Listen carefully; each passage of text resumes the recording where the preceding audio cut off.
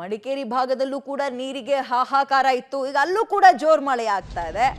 ಕಾವೇರಿ ಜಲಾನಯನ ಪ್ರದೇಶದಲ್ಲಿ ಮಳೆ ಆಗ್ತಾ ಇರೋದ್ರ ಪರಿಣಾಮ ಮಡಿಕೇರಿ ತಾಲೂಕಿನ ಭಾಗಮಂಡಲದ ಸುತ್ತಮುತ್ತ ಇದೀಗ ಮತ್ತು ಈ ತ್ರಿವೇಣಿ ಸಂಗಮದಲ್ಲೂ ಕೂಡ ನೀರಿಲ್ಲದೆ ಸೊರಗಿ ಹೋಗ್ಬಿಟ್ಟಿತ್ತು.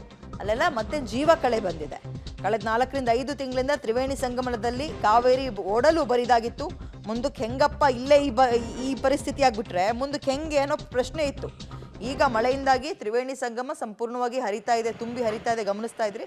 ಇನ್ನು ಮುಂದಕ್ಕೆ ಮಳೆ ಜಾಸ್ತಿ ಆಗ್ತಾ ಇದೇ ರೀತಿಯಾಗಿ ಪ್ರತಿನಿತ್ಯ ಮಳೆ ಬರ್ತಾ ನೀರು ಹೆಚ್ಚಿನ ಪ್ರಮಾಣದಲ್ಲಿ ಶೇಖರಣೆ ಆಗುತ್ತೆ.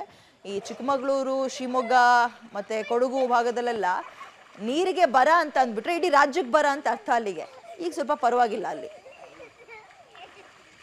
ಕೊಡಗಿನಲ್ಲಿ ಈ ಬಾರಿ ಬರದ ಛಾಯೆ ಆವರಿಸಿತ್ತು. ಕಂಡು ಕೇಳರಿಯದಷ್ಟು ಬರದ ಛಾಯೆ ಯಾವ ರೀತಿ ಇತ್ತು ಅಂದರೆ, ಪ್ರಾಣಿ ಪಕ್ಷಿಗಳಿಗೂ ನೀರು ಇಲ್ಲದೆ ಸಾಕಷ್ಟು ಪ್ರಾಣಿ ಪಕ್ಷಿಗಳು ಕೂಡ ನೀರಿಗಾಗಿ ಹಾಹಾಕಾರವನ್ನು ಕೂಡ ಸಂಕಷ್ಟದ ದಿನಗಳು ಕೂಡ ಕಳೆದಿದ್ವು. ಇದೀಗ ಕಳೆದ 1 ವಾರದಿಂದ ಕೊಡಗಿನ ಬಹುತೇಕ ಭಾಗಗಳಲ್ಲಿ ಉತ್ತಮ ಮಳೆ ಆಗ್ತಿರೋದ್ರಿಂದ ನದಿಯಲ್ಲಿ ಒಂದಷ್ಟು ಜೀವಕಳೆ ಕೂಡ ಬಂದಿದೆ.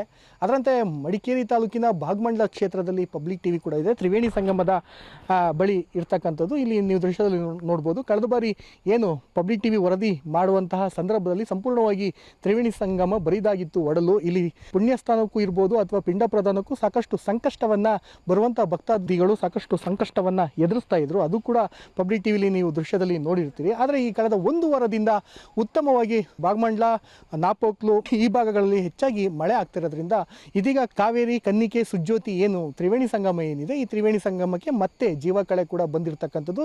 ಹೀಗಾಗಿ ಬರುವಂಥ ಭಕ್ತಾದಿಗಳು ಸಾಕಷ್ಟು ಪಿಂಡ ಪ್ರದಾನಕ್ಕೆ ಏನು ಬರ್ತಾರೆ ಎಲ್ಲವೂ ಕೂಡ ಉತ್ತಮವಾಗಿ ಬಂದು ಪಿಂಡ ಪ್ರದಾನ ಸೇರಿದಂತೆ ಸ್ನಾನಕ್ಕೂ ಕೂಡ ಇದೀಗ ಅವಕಾಶವನ್ನು ಕೂಡ ಇದೀಗ ಮಾಡಲಾಗ್ತಿದೆ. ಯಾಕೆಂದರೆ ಕಳೆದ ಬಾರಿ ಕಟ್ಟೆಯನ್ನು ಹಾಕಿ ಏನು ಬರುವಂಥ ಭಕ್ತಾದಿಗಳಿಗೆ ಸ್ನಾನಕ್ಕೆ ಕೂಡ ಅವಕಾಶವನ್ನು ಮಾಡಲಾಗಿತ್ತು. ಆದರೆ ಈ ಬಾರಿ ನೀರು ಸರಾಗವಾಗಿ ಹರಿದು ಹೋಗ್ತಾ ಇದ್ದಾಳೆ.